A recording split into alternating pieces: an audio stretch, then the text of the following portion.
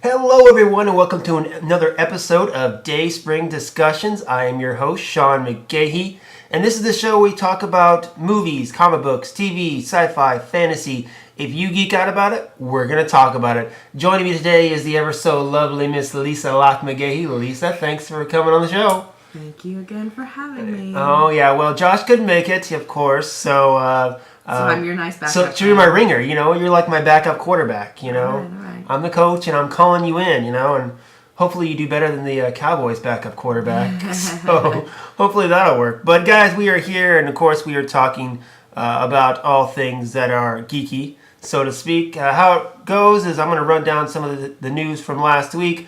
Lisa and I are going to talk about it, and if you want to chime in, you can always hit us up online or by email at dayspringdiscussions@gmail.com. So getting right into it, I want to say that I was kind of hoping you would actually be on this show this week, because the things we're going to talk about, especially these first couple stories, are your expertise as opposed to Josh's expertise. But when I had the hint that told Josh that, hey, I kind of maybe want Lisa on the show, he kind of gave me that puppy dog hurt look. So, I didn't want to hurt his feelings on that. Sure. So let's get right into it. Warner Brothers has unveiled the first photos from Fantastic Beasts and where to find them, courtesy of Entertainment Weekly, which teases its scoop from the set of the Harry Potter prequel film. The cover reveals star Eddie Redmayne inside the entrance of the Magical Congress of the United States of America, which is the U.S. version of the Ministry of Magic. If you've always wondered how American wizards in the Harry Potter universe refer to people without magic abilities, well, we now have the answer. While Muggle is the term used in England, Entertainment Weekly reveals that in the U.S., wizards refer to people without magic as no-mage, as in no magic. Directed by David Yates, it is set in 1926 New York, 70 years before the events of Harry Potter. Fantastic Beasts follows Redmayne as the preeminent magizoologist Newt Scamander, whose work becomes required reading at Hogwarts. Scamander stops in New York following his travels to find and document magical creatures.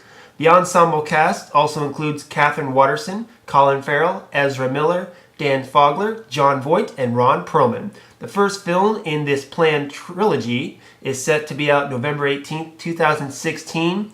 Lisa, you just looked at the pictures from Entertainment Weekly. What did you think of them? I think it looks good. I mean, I know people have said it, but I definitely feel like there's a kind of a Doctor Who vibe. He looks like a Doctor Who, yeah, exactly. To the picture. But, maybe that's just the way the picture was set up. I mean, I don't think it's going to be, obviously, a Doctor Who vibe to the show. But I think it looks pretty cool. I mean, I'm excited to go back to the Harry Potter universe. I wasn't really excited about a prequel. Yes, I like Harry Potter. It's cool and stuff like that. You made me read all the books. And they're great. And yeah, it took me a while, but she got me to read them. But the fact that they play this, the thing that really got me was, this is New York. This is the United States. We've never seen, American wizards. Yeah, American wizards and that whole culture. Just like, Americans are different from English. There are differences. The wizarding world, I'm sure it's going to be the same way. So that kind of, seeing that new angle on the wizarding world of Harry Potter kind of sucked me in a little bit. I'm very interested in this no-mage. What do you think of that term? I don't know. I feel like it makes sense if it was set modern day, but it seems weird to hear someone in the 20s saying that. Like, that seems more like a modern slang, but I don't know. We'll see how it plays, how it works. I'm like, okay. And also, I like the fact that it's set in the 20s, because I love period piece movies. Yeah. So with the 20s is a great with period the costumes for and all that stuff they can do with it. I think it'll be really cool. Of course, besides just the basis what they're giving us, I'm anxious to see the kind of the nuts and bolts of it. Who's going to be the villain? What's the villain's plan? How is Redmayne as the plot in general? Like, we have no idea what the movie's really going to be about. We just know exactly. At all. It's kind of like Star Wars. Yeah. We know the general thesis of it. We don't know the nuts and bolts. Mm-hmm. So I'm anxious to see what Redmayne's character is going to have to overcome. Mm-hmm. What do you think of the supporting cast? Colin Farrell, Ezra Miller, Ron Perlman. Yeah, I have no idea. Jon Voight. I have no idea. Until we get a better idea of what the movie's going to be about, it's hard to. I have no idea what these people. And they're planning a trilogy. Yeah, that's the other thing. For me, that scares me because I just saw with Lord of the Rings and The Hobbit, they expanded it to 3 movies, and I thought that was a huge mistake. Yeah, but this is different than that, because that was literally taking one book and then a mythology that from and trying to make one little thing into 3. This is not based on a book. This is J.K. Rowling is writing this herself. Right, but it's not based on a book. It's not like the Fantastic Beasts book is being made into a movie. That's not what that is at all. Mm-hmm. This is brand new movies. It's not based on a book. So making a trilogy, she's basically just going to be creating 3 new stories. Yeah, exactly. So I don't think comparing it to The Hobbit is even remotely a comparable obviously comparison. It's still a money grab for the studio, of course, which I understand. And I'm sure they, backed those dump trucks into J.K. Rowling's yard and said, give us more, please. But it's not just a money grab, because I think these are going to be really good.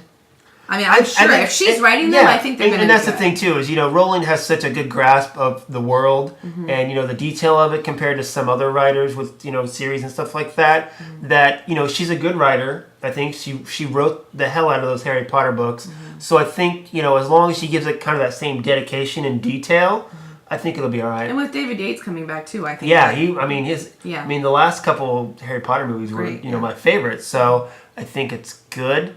I don't know. I feel. How do you think Rowling feels about? Yes, she's going to be known for Harry Potter. That's going to be in the first line of her obituary. Do you ever feel like maybe she wants to break out? Because I know she's trying to do other stuff. I think she does, but I think it's silly for her to run away from this. This is what made her famous. This is what she's going to be known for. I think she just embrace it. Yeah. Yeah, that's cool. All right. Moving on, guys. We're going over, speaking of Doctor Who, DC superheroes, Ninja Turtles, and Star Wars characters were all featured in the first Lego movie, as well as a bunch of other characters. Now, as reported by IO9, it looks like the cast of the Lego Movie 2 may get a visit from a certain Time Lord. Director Rob Schrab revealed in the latest episode of Dan Harmon's Harmontown podcast that the Lego Movie sequel team are in the process of negotiating a deal with the BBC to allow Doctor Who to team up with Emmett Wildstyle and the rest of the Lego gang. There's already precedent for a brick version of the TARDIS landing in the middle. TARDIS. Is it TARDIS? See, this is why I have her on the show. Landing in the middle of the Lego action. Previous deal with the BBC allowed for current Doctor Who Peter Capaldi, how do you say Capaldi. it? Capaldi. To play the part in the LEGO Dimensions video game alongside other LEGO properties. This deal has given extended to upcoming LEGO playsets, as well as the the LEGO movie, which might have Doctor Who in it, scheduled to come out May 18th, 2018. That's a whiles away. I feel like it's a ways away. But anyway, that is a long way away. Doctor Who in the Legos, what do you think? I think that you're probably the only geek of this level who doesn't watch Doctor Who. Yeah, well, see, that's why I said that's why I have Josh here for The Walking Dead, and I have you for Doctor Who, Harry Potter expertise. Because, like I said, nobody can watch it all, nobody can like it all. Okay, that's true. That's just how it is. So that's why I think that the Lego Movie would definitely benefit from a Doctor Who. But the thing would be which Time Lord. I don't necessarily think. I think it'd be almost a better idea to steal from one of the older versions. Previous ones. Yeah, maybe instead of using the Capaldi not do the current one. Because I've heard mixed reviews about Capaldi as Mom well. Mom loves Capaldi. My mom Capaldi. Meanwhile, our friend Joshua Griffey does not like Capaldi. Right. My personal favorite is I like the Matt Smith Time Lord. But I like that I think because of the whole Amy Rory. I liked the combo. Yeah. Anyway, but I think that any version of Doctor Who and a TARDIS in the Lego Movie would certainly it makes sense. Now, do you think they're going to, of course, obviously Doctor Who is becoming more mainstream. Do you think that's why they're planning on putting him in there? Probably. Probably, because he fits into that community, I guess. Mm-hmm. Do you think it'd be more of a predominant role? No, I think it'll be just like an all appearance? The other bits. An appearance, so. You think? Yeah. Okay, so it's not going to, because I was thinking almost maybe a guest starring or part of the movie kind of like Batman was. Yeah, that's what I was thinking. It'd probably be something like Batman. Obviously Emmett and Wildstyle will probably still take, front center, but Doctor Who might have, kind of like the Wizard or Batman, Yeah, supporting I think it'll be casting. more than just like the Green Lantern was in the first Lego movie, but less than. Still makes me laugh with Green Lantern and Superman. It was Channing Tatum and Jonah Hill doing the voice. Mm-hmm. That was hilarious. Yeah, but anyway, I think Doctor Who would be a good addition to that. I mean, I think the Lego Movie is going to be awesome no matter what they do with it. Well, the first one was you so have, good. Phil Miller and Chris Lore, who, did the first one. They did 21 Jump Street and all that. They're not directing, but I think they're still producing it. Mm-hmm. So I guess it depends on, how much they're involved as well. Because they've gone on to do other things, such as the Han Solo spin-off movie for Lucasfilm and Disney. Mm-hmm. So we'll see how it goes without them. Yeah. Legendary Pictures has released the full-length trailer for Warcraft, the epic fantasy adventure based on Blizzard's blockbuster video game franchise. Directed by Duncan Jones, who's known for movies like Moon and Source Code, the film depicts the initial encounters between humans and orcs as the peaceful realm of Azeroth, I think I said that right, you don't know. So, I have no idea. So we're going to go with that. Is pushed to the brink of war as a portal opens, allowing the orcs to flee their dying home in hopes of colonizing another. Opening June 10th in 2016, Warcraft stars Travis Fimmel, Dominic Cooper, Ben Foster, Toby Kebbell, Clancy Brown, Robert Kaminsky, and Daniel Wu. So neither you nor I are really into World of Warcraft, so I'm not sure how well we're going to do on this topic.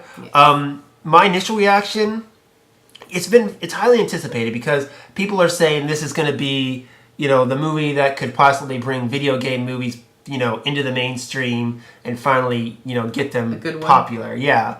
I mean, the only good one I can think of is Mortal Kombat. And it's not even good. It's pretty good. I mean, come on, let's watch it for, mid to early 90s and, right. What it was. It was pretty freaking awesome. I'm thinking about watching it later on tonight, too, now. But anyway, so getting video games back into it, my first initial reaction to this trailer was I was underwhelmed by it. Mm-hmm. I thought it looked cool. Like, the CG, I think it looked cool, but, considering I don't have... we don't have an investment in it. I have zero interest. I think unless you like Warcraft or you played Warcraft, this trailer does nothing to move people outside of that group to want to see it. I think the story wasn't that original too. No, it didn't. It just looked like every other epic war battle movie. Yeah, fantasy movie. I know they're trying to, give it that, it almost looks like they're trying to give it a mixture between Lord of the Rings and Avatar, kind of. Yeah. And that's the thing. If you think about movies like that are... There's a key audience that is interested in the movies. Like, say, when the Star Trek movies resurfaced. Yeah.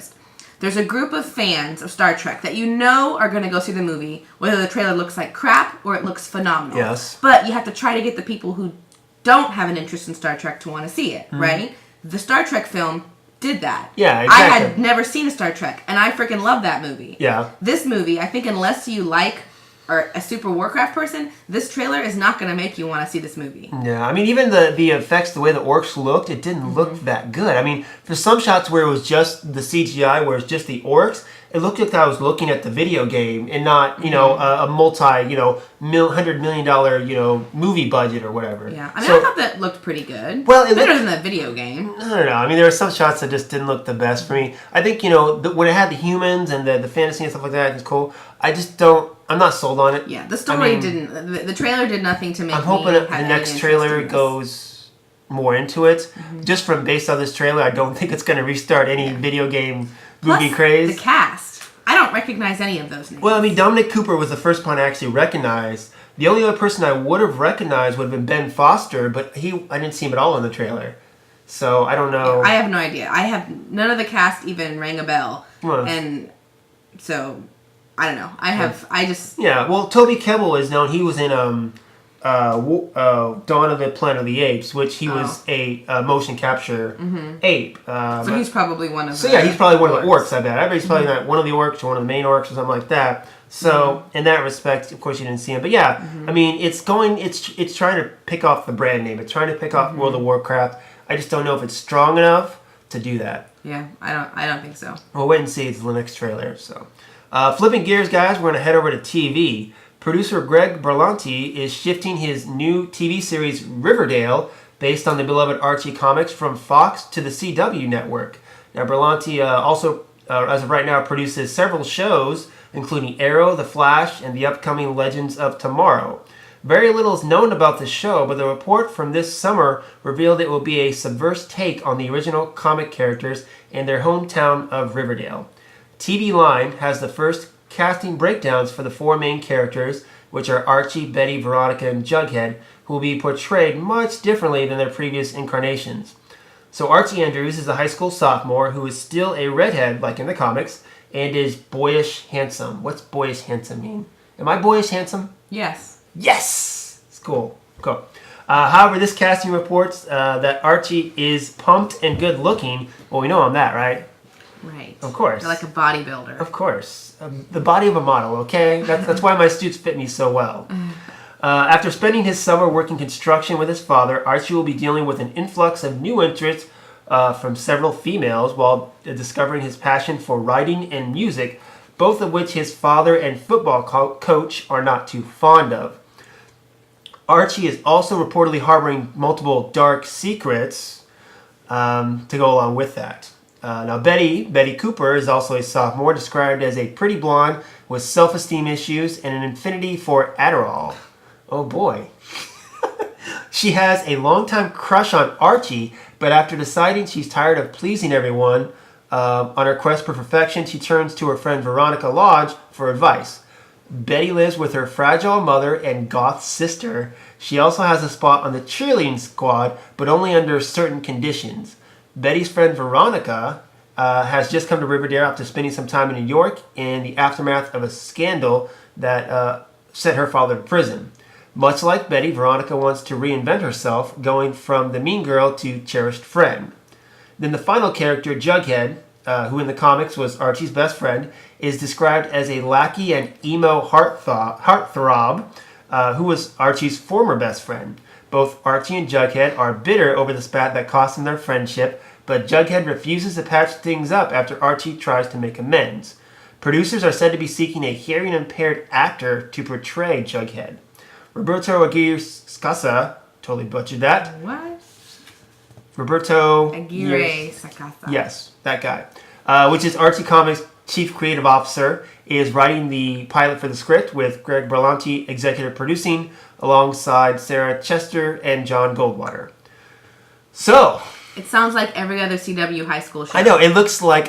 it sounds like... I read this and I'm like, okay, so... It's like One Tree Hill. One Tree Hill, well, maybe. For real. Okay, but I got more of a Gossip Girl vibe than a One Tree Hill vibe. Yeah, I guess a little bit of more. You're right, it's pretty extreme. Yeah, this is nothing like the comic. I mean, like, yeah, I've read, quite a few Archie comics in my time. Mm-hmm. I've, always enjoyed the Archie lore. This is taking a total twist on it. This is like barely Archie. Like, they might as well just...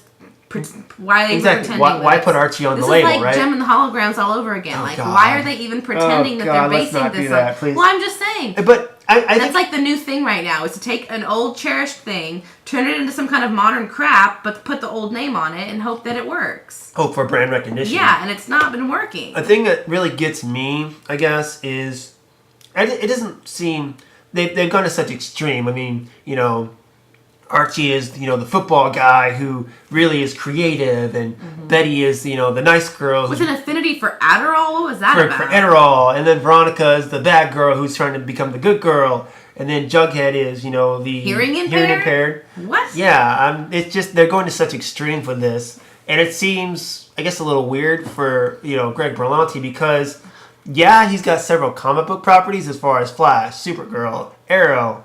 This is a comic property, but it's not a superhero property. Mm-hmm. So, it just seems kind of a little out of his, what's working for him. There is a new Archie comic out right now, written by Mark Waid, one of my favorite writers. I've heard it's, for Archie in a modern take, it's okay. I haven't heard anything phenomenal about it, but, I never really hear anything phenomenal about Archie comics anyway. In that respect. So with this, like I said, I think they're just trying to take that teen soap vibe and slap the Archie name on it, which I think... Which is weird for a CW show, because Archie, I feel like the target... Like, if you ask around people who read and are interested in Archie, it's people who are like my mom. Yeah. It's not the same group of people that watch shows on the CW. Yeah. So it's almost like they're trying to widen... Like, they're trying to get... Well, it's about... 50-somethings to want to watch the CW? No, well, really, it's about teenagers that, they're trying to, get teenagers to watch, because the CW has a lot of youth, so they're trying to make up for their Gossip Girl hole. Right, but calling it Archie doesn't make any sense then, because half of the people that age, I would say probably more than half, have no idea who Archie is. I know, right? So like, which is so sad. It doesn't make any sense to me though. If that's their target audience, the teens, which is what the CW's target audience is. They don't even know what Archie is. Can I sing the theme song? No. We're the Archies in a brand new show. I don't know the rest of it. But yeah, I remember there's an 80s Archie's cartoon that I watched on Saturday mornings. So it was like New Archies or something. I don't know. Anyway, we'll see how this goes. I mean, like I said, it's a teen soap with the Archie name on it. I just hope it doesn't end up ruining it, because the thing I hate most of all is when you have a comic book property that turns into a TV show or a movie, and then what happens is they completely change the comic book to match the movie or TV show. Like with Arrow and with Flash, they're totally changing those comics to match what it is on the TV show. In hopes that they'll get new readers. And that's one of the things that bugs me. I hate that. Like when the X-Men movies came out, and all of a sudden, all the X-Men in the comics are wearing black leather. That's probably a change for the better. I don't know. Come on.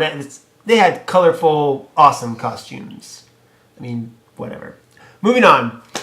Kick-Ass star Chloe Grace Moretz is landed the title role in the live-action retelling of The Little Mermaid, produced not by Disney, but by Working Title and Universal Pictures. Variety reports that Richard Curtis of Four Weddings and a Funeral and Love Actually is in talks to write the script. Been waiting a long time to tell you guys, Moretz tweeted this afternoon, or I guess a few days ago. Hashtag The Little Mermaid, going to be a beautiful experience. Can't wait to show everyone my mermaid. The film is set, of course, based on the Hans Christian Andersen beloved 1837 fairy tale about a young mermaid who's willing to give her life up in the sea to become human. The story has been adapted dozens of times for stage, film, and television, most famously the 1989 Disney animated movie, which grossed $211 million worldwide and helped to spark the Disney Renaissance. Sofia Coppola was originally attached to direct Universal's adaptation, but exited the project over the summer. Hit girl is Ariel. What do you think, babe? I don't know. I mean, I'm still kind of what wary as to how they're going to do a live-action Little Mermaid. I mean, I know they can. I mean, they've done them before, mermaid do you think it's going to be more like Splash, where it was more out of water? Probably. I don't know. I mean, I love Splash, so I don't know. But, I mean, I honestly, I have no idea what to expect from this. Yeah, I don't know. I mean, Chloe, she's done several things besides... She doesn't worry me at all. Yeah, she's a much capable actress. She's not just Hit Girl. I've seen her in several other things where I think she's more than a capable actress. So that I'm excited about. But I guess, too, the Hans Christian Andersen original stories, they're always a little darker than what the Disney versions are. Yeah, Disney. So I'm curious to see if Universal's kind of going to go that way a little bit. I guess we'll see. Because I feel like, okay, going back to Universal, they're the ones that made the recent Peter Pan adaptation, Pan. Mm. And I felt like they could have gone a little more serious with that, as opposed to the more kiddie route, I felt like. So I think if they go target the teenagers as opposed to targeting kids, maybe they might have some better luck. Yeah, I don't know. Perhaps. See. Maybe. I think that'll be good. I think the writer. Yeah. That's not. Four Weddings and a Funeral, Love Actually, those are great. Love films. Actually, and About Time, and those are movies they're very well written. Those movies. One of the things that are great about those movies is the script. It's not like you don't like talk about Four Weddings and a Funeral and you're like, oh, it was beautifully made. No, it's about the script. The story, the characters are great. Yeah, right, exactly. So I think that putting that in there gives me confidence. When I read this, I was more excited. When I got to that, I was more excited that he was writing than, Hit Girl was going to star. Yeah. Honestly. So I agree. I think it's got, if you have those two people starting off this film and you build from that, I think it'll be good. Yeah, I think so. Cool. Well, it's my favorite time of the whole podcast. It's time to talk some Star Wars. Yeah. Are you excited? To talk Star Wars? Yes. Yes, I'm always excited to talk Star Wars. Boom, that's why I married her, kids.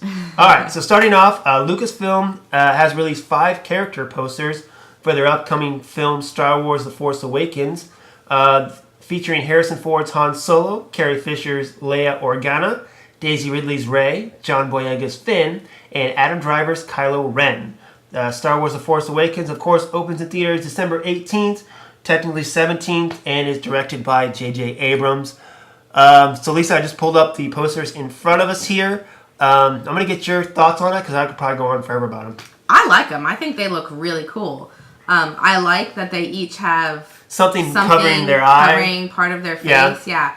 I like the two different lightsabers you see. You can see how different, like the Kylo Ren one is. And you can see the Kylo Ren, because his is more, it's like, there's, rumors that he made his lightsaber because it's so... It definitely has that vibe to it. Exactly. So you can see the blade, it's a little more, not quite as clean as Boyega's blue one, which is cool. I mean, I think it's neat to see Boyega with that lightsaber in his picture, kind of gives you more of a sense that he's going to be... he's going to wield it. Not just going to pick it up and try to use it. Right. He actually might we see in the trailer he's going to fight Kylo Ren. Whether he's going to do any good or not, I don't know.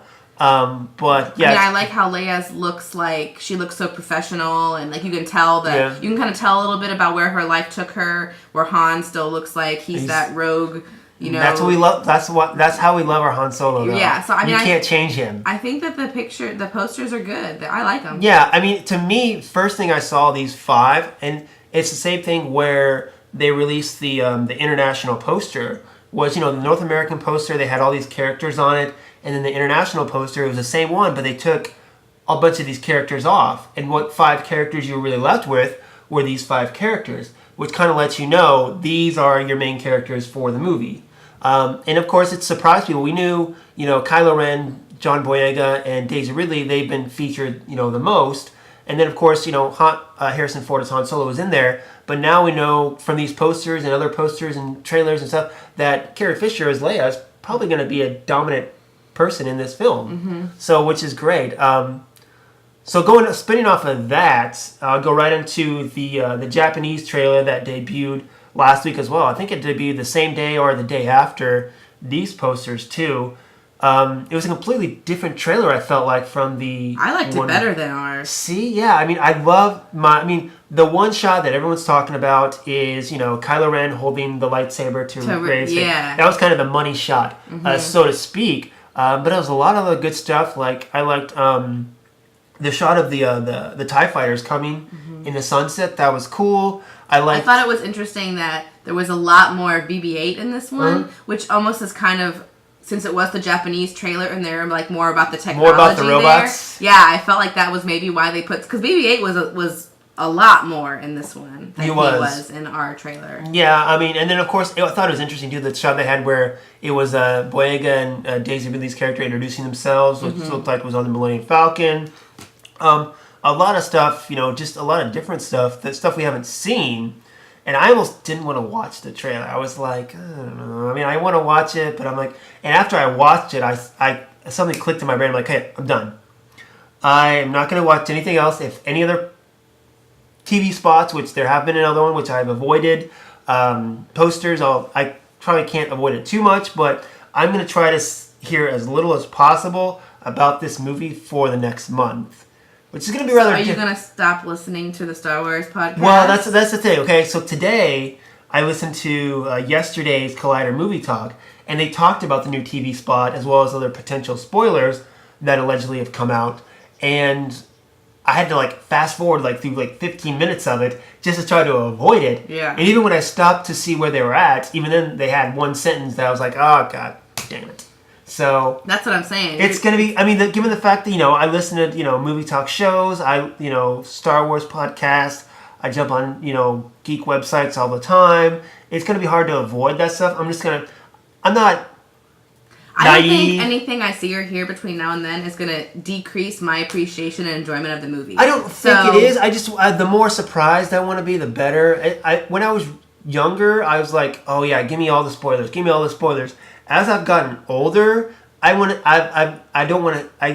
year I don't want to hear more and more spoilers. Like with movies I want to see, I'll watch the trailers, but I won't try to dig any deeper. Mm-hmm. And with this, one of my most anticipated movies in my life, at this point I want to hear as little as possible as I can. But some of the stuff that I've heard, the last week or so that I've been trying to avoid, they're rumors that have been flying around since, the movie's been going on. It's nothing new. It's nothing that, wouldn't surprise me or shock me, I guess, at that point. But I'm just going to try to lean back. If I'm online and it says new Star Wars pictures, I'm just going to scroll right past it. And, avoid the temptation. Good luck. Exactly. She knows me well. She knows what it'll be like. Plus, people know me as a Star Wars fan, so all that stuff, if I don't post it on Facebook for everyone else to see, people are going to send it to me and be like, hey, look at this. I'm like, no! Gosh. I'm going to try to avoid it. I'm going to try to stay strong. I'll tap into the Force, to, stay strong like that. I think it'll be good. But last story of the day, kind of ending on a sad note, but also kind of an uplifting note, guys. Disney director J.J. Abrams have come through for terminally ill superfan Daniel Fleetwood. They have let him screen Star Wars The Force Awakens early. This certainly came as exciting news to Daniel, who reached out to the studio on social media. He soon had a groundswell of support behind him that included some members of the movie, including star Mark Hamill. Are we sure Mark Hamill's in the movie still? Because I haven't seen him in any pictures or trailers. So we'll see. As far as we know, Daniel is the only one outside of the Lucasfilm camp to have screened the movie, and we're guessing that his review is under embargo. Daniel is a lifelong Star Wars fan, its movies and merchandise and everything else that comes with it. He is battling a rare form of cancer called spindle cell sarcoma. See, that's why I have her on the show too. Months ago, he was given only 2 months to live. He has survived longer than anyone thought possible. Because of this, though, friends and family believe that Daniel wouldn't be able to hold out until December 18th. And even if he did, there was a strong possibility he wouldn't be able to make it to the theater. So Daniel's wife, Ashley, announced on Facebook that Lucasfilm and director J.J. Abrams showed him an unedited version of the film at their Houston home. So perhaps even cooler than getting to watch the movie, Daniel's also seen a version of the movie no one else is going to really ever get to see as far as the general public. This campaign is to get Daniel in front of the movie, which happened last week. He and his wife made a plea to Disney and on Twitter. This led to the launch of #ForceForDaniel, which quickly went viral. Helping the cause, along with Luke Skywalker himself, were stars Daisy Ridley and John Boyega, who play Rey and Finn, who helped spread the word on social media. And then this morning, of course, I read online that Daniel passed away actually yesterday, just 5 days after getting to see the movie. So it's kind of bittersweet. He got to kind of a dying wish, got to that fulfilled. He got to see the movie, but then again, he passed away, so that's always sad. Yeah, I'm glad he got to see it. It's just interesting, when this first whole thing was coming up, it's like the real life fanboy story. Exactly, yeah. From the movie, we got Fanboys, where the whole premise was these lifelong Star Wars fans. One of them was sick, so they drove across country to try to see a copy of Star Wars. They were trying to steal it, though. They were trying to steal it. Well, yes, it was a comedy, but if you haven't seen Fanboys, great film. If you're a Star Wars fan, you don't even have to see the prequel movies. If you've seen the original trilogy, you'll appreciate it. So go see it right now. It's very awesome, full of lots of people that you'll recognize, but just don't know their names. But getting back to this story, the only thing I'm worried about, of course, or was worried about, was the opening the floodgates. Are now people going to do this same thing where it's like, hey, I'm sick, let me see this thing that I like. Yeah. Or something like that. That's the only thing I like that JJ and Disney and Lucasfilm, they, let this guy see the movie. It was great. I'm just hope the repercussions aren't more people trying to do this, because at some point they're going to have to say no. Yeah. It definitely is opening the floodgates, probably. Hopefully not, but I hope people in that situation are, more conscious and smarter about it, I guess. I don't know. But, it was a good story. A nice, heartwarming story that, this lifelong Star Wars fan, if it was in my shoes, I would love to, do the same thing. But I'm just glad he got to see the movie. Yeah. It's awesome. So, that was great. So. But that's it, guys. That's all we got today. I feel like it was a little shorter. Maybe because Josh and I ramble a little more. I don't know. We tend to go on a little bit long. But yeah, so Lisa, thank you for coming and filling in. Anytime. Mm-hmm. I'm happy to be the backup plan anytime. It's part of that, in sickness and poor, till death do us part. Sickness and health. Sickness and poor. That's not how it goes. I don't know. We didn't have those vows, did we? We had our own personal vows. Did we? I like how you're not even sure. What? I'll check. I'll check the tape. Okay, we have a wedding video. I'll check the tape and make sure. Okay. That's why we recorded it, so I don't have to remember these things. I can we just did go have to the tape. We did have our own vows. Exactly. So it could be something totally different and still be fine. But that's it for us, guys. If you have any questions, comments, or want us to talk about something, hit us up, dayspringdiscussions@gmail.com. If you want to get a hold of me and say, hey, I'm on Twitter and Instagram at Slim, SLYM, Dayspring12. And that's it. So until next time. Now, before we go, I'm going to do a little sign off. I'm going to see if I said the phrase to you, same bat time, same bat channel, what am I talking about? Say what? Same bat time, same bat channel. What am I talking about? I have no idea. Okay. Should I know this? Well, Josh, who thinks of himself as a big Batman fan, had no idea what I was talking about. I have no idea what you're talking about. It's from the old Adam West Batman show. I never They always watched signed off each episode like that. Mm-hmm. And I did it a few weeks ago, and Josh had no idea what I was talking about. Mm-hmm. And so then he comes back next week, and I do the same thing, and he's like, yeah, I still don't know. And I'm like, oh my God. The fact that he calls himself a Batman fan and, didn't know what I was talking about, that's kind of what it was I don't about. claim to be a Batman fan. Exactly. You don't claim to be a Batman fan. I just like Christian Bale. Exactly. Swear to me. The worst Batman, too. He was not the worst Batman. Who was the worst Batman then? George Clooney was the worst Batman. And I love George Clooney, but he was terrible. Well... The movie was terrible. Maybe not he was terrible. The movie was terrible. Yes, that Clooney was written right. Anyway, we're gonna sign off before we get into this discussion, okay? Because we're gonna get into it if we don't. So, all right, guys, that's it. Take it easy, and we'll see you next week.